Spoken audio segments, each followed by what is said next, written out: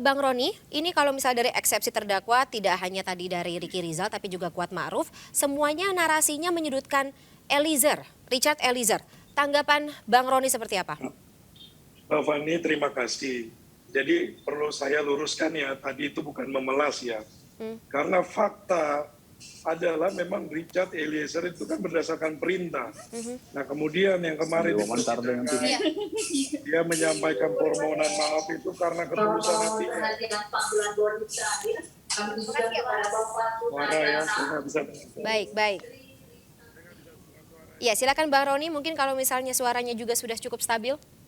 Ya, jadi begini Mbak, bahwa dalam peristiwa pidana ini, klien saya sebagai pangkat paling rendah, kemudian siapa yang berani menolak jenderal? Kopral itu nggak berani nolak jenderal. Kalau jenderal perintah pasti iya siap.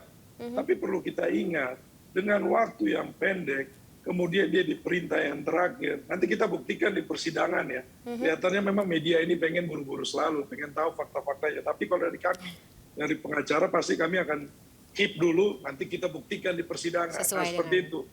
Nah, kalau kedua, masalah kesaksian yang lain, terdakwa yang lain menyudutkan Richard Eliezer, kami sudah tidak kaget, Mbak.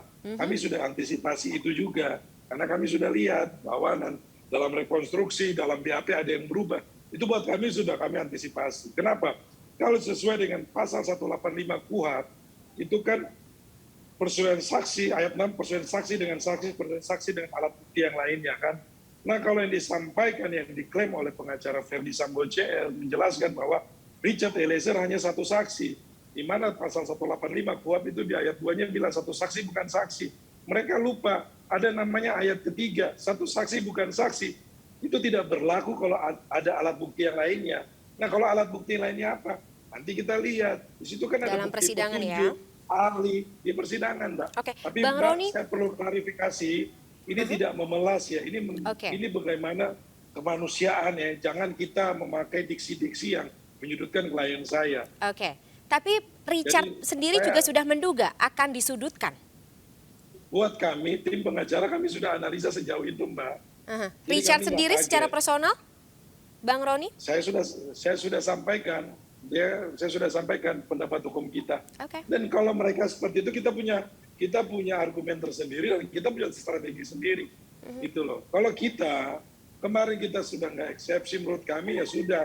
Itu kan bicara soal formil ya.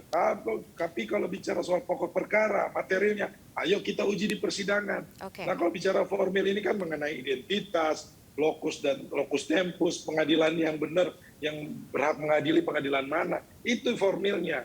Tetapi kalau tadi mengenai